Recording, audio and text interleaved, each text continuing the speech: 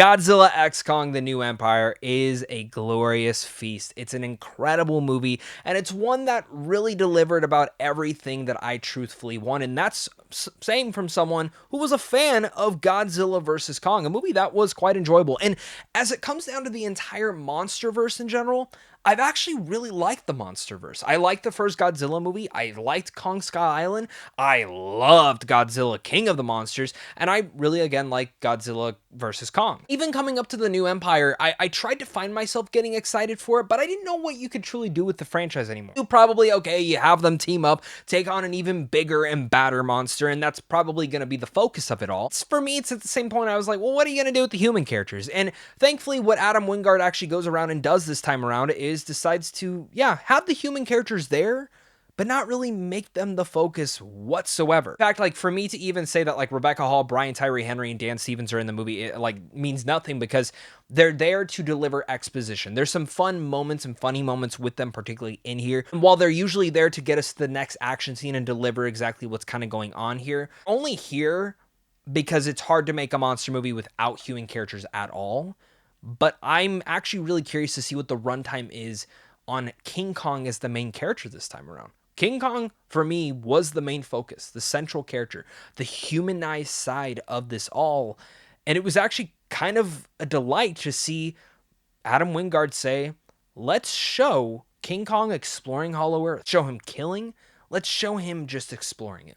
Where in any of these other Monsterverse movies, we would see the human characters going along for the ride with the monster or tracking right behind him and showing their experience as well and cutting in between both things. I think it's awesome because for me, I'm one of the two people that, like, growing up with monster movies and monster video games such as like War of the Monsters, which if you've ever played this game, like, this movie will be like your limelight, your dream, your heaven of everything, because in a way this is War of the Monsters specifically towards the third act. It really does for me is it shows that there are two different types of people when it comes down to monster movies, and I'm someone in between these, and I'm sure there are other people as well, but I feel like there's people out there who just want to see these monsters fight. They just want the dumb action, they want the fun action, and that's what they want from it. And then there's the other side of it, where they want Godzilla -1, a dramatic horror story being told where Godzilla is the villain, or King Kong is the villain, or whatever titan they are fighting that point in time. They are the villain of the story, and they are telling a deeply dramatic human character study at the same time. And I love that within like the span of 6-7 months, we got two epic monster movies, both completely different in tone and both completely different in like specifically like a whiplash fashion, where one was more focused in on the dramatic avenue of it all and the horror, and the other one's just like, fuck it, let's throw it all against the wall and have them fight. And that's what we have with Godzilla X Kong: The New Empire. I'm very excited to talk about this movie today. Make sure to leave your thoughts down below, hit that like and subscribe button, and let's just jump right into this. So flat out, starting with my pros, it's the number one thing I love talking about. I want to mention the visual effects. So this actually came out that this is at $135 million budget. It's the lowest budgeted Monsterverse movie yet. And it's actually kind of interesting because I think overall the visual effects are pretty solid. I would not say that they are like on par and probably the best out of the Monsterverse movies, but they're great. They're still good. They never take away from any of the sequences that they are. We'll talk a little bit more about my issues on this, but I still want to shout out the visual effects artists because their work is very much notable here and I loved it. At the same point in time though, the thing that I really do want to focus in on here is what I mentioned at the top. Adam Wingard was not afraid to make King Kong the main character of this.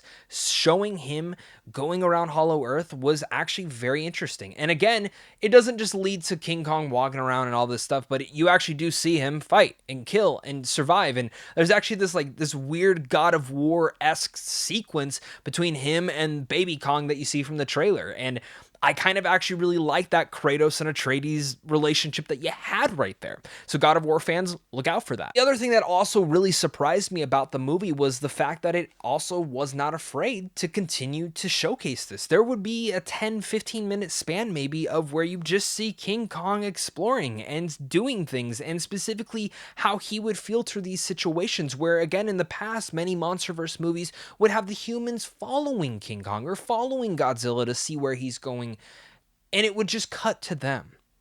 Where in this one, I found that, of course, Rebecca Hall's great. Of course, Brian Tyree Henry's great. And of course, Dan Stevens is fantastic. I mean, don't get me wrong. Dan Stevens is like the best human character in this thing. He's just, he's basically Ace Ventura for Titans. And I shit you not, like they make a joke about that, but the second I saw him, I'm like, he's literally pulling an Ace Ventura here. And I love what Dan Stevens does in the role. I love this character, but they're just here for exposition, to move the story along, to give a little bit of context and detail here and there. But it really just comes down to, like, in a way, it kind of felt like I was watching a documentary on, like, what are the monsters doing, and then like getting to just settle in. You know, when you watch one of those nature docs and it's just like focusing in on like the monkeys and you're just seeing them live in their community. And I weirdly got that same feeling, and like Adam Wingard kind of took a documentary approach to a lot of this film. And it was kind of refreshing to see in a monster movie. Maybe I'm the only person that kind of got that feeling, but it's something that I really liked about this. And again, like my boy King Kong, like that's my favorite Titan. I love Godzilla, but I love King Kong. And I felt like in Godzilla versus Kong, like he kind of just got like shit the bed. Like he got his ass whooped a lot in that. And I wanted more of that. And it's nice to see him get that like power fist thing, and the way that they kind of just build him up, like he really is King Kong. And even going, of course, everyone wants to hear about Godzilla, pink Barbie Godzilla is awesome. Again, definitely has like kind of gets the stiff end of everything. It very much pushed to the side, but when they bring in Godzilla, when Godzilla needs to come in and torment, it's fantastic. I can't disagree. And I think that's where I want to go as far as say is that there's actually quite a few surprises in here that I wasn't expecting. They did a good job hiding stuff within the trailer, which usually trailers spoil everything. Again, I've only seen the first one, so maybe they started to spoil stuff in the later ones, but as someone that was genuinely surprised at like certain things that showed up in here, it was great to see. And that all goes down to the action sequences. They are so creative and fun. And Adam Wingard really, you can tell, was just having a ball with it. Like, if you want to see, like, King Kong grab another ape and start smacking him with other apes, you get that in this movie. If you want to see this giant other monkey called the Scar King, which is the villain of this, which I really like the design of the Scar King. Like, I wasn't sold by it in the trailer or, like, any of the images, but, like, the actual usage and the way that he fights is actually like pretty badass. And I love this like little whip thing that he has that has like this like little knife at the end that does something else to another Titan in here that again was just fantastic. But I love how he uses that all. He whips this around a building and starts swinging it and using it as like a mace. Like, the usage of these scenarios and these situations again bring back those feelings of War of the Monsters, a game that I grew up on. And for me, growing up with monsters fighting monsters in cities or in locations like, of course, Hollow Earth, it's what I want to see. And they really aren't afraid to even dive into more of the origins of Hollow Earth and, of course, Skull Island and the mysteries of it. And they do a lot of things that were a little bit surprising to me, to say the least. Again, it's a little bit predictable, specifically after the first act, but it was stuff that I was intrigued with, even though, again, the humans aren't always the most interesting. But they pushed it and made me care more about Kong and the origins of that entire species, which is saying a lot because I feel like none of the other Monsterverse movies have really done that. Our show, though, has, and if you still haven't watched that, I highly recommend it. But again, creative action sequences, everything that you can just see, brutal and visceral kills. I mean, I know this is not R-rated, but like you see something get scrunched in half and green goo just shoots all over the screen. It's awesome. Builds up exactly what I want. Like, I can just keep coming back to this, that they're going to keep being this creative and this fun with this entire side of the Monsterverse. And they embrace the silly sci-fi aspect of it all, which was, again, another thing that I wasn't anticipating. They really do dive into Hollow Earth more, and specifically all the different devices that they have to use to get down there. And it gets weird.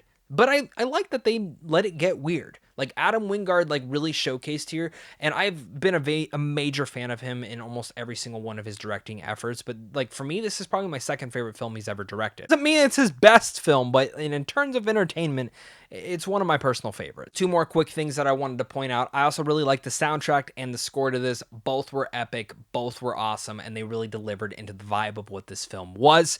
Now let's dive into my mixed and issues with the film. So as much as this was everything that I wanted, there will be film fans who do have issues with the movie.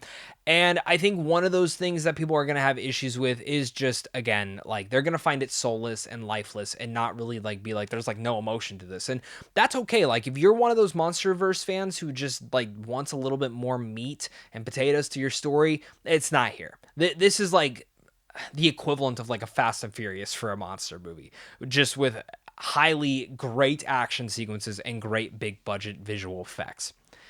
And that's okay if that's not what you want. You just have to know what you're going in for. Alongside that, my other issue that I do have with this is it does feel quite rushed, specifically in almost every single avenue of the story. The film is right under 2 hours, and I do feel like that specifically towards the end, they were just trying to get to the final fight. And I feel like either cut some certain things out, maybe other characters, like because there's like 5 main characters, and I maybe would have cut one of the other humans out. Or maybe just make the film longer. Like, don't be afraid to extend it out a little bit. The last but not least issue that I've been just having within this film and the last 2 Monsterverse films is the scale of the battles, the scale of these monsters. And I don't know if a lot of it was because this film takes place on Hollow Earth for a majority of its runtime, and everything's just massive there. But it kind of just felt like we were following around like a normal sized ape for like, I would say 50% of this film.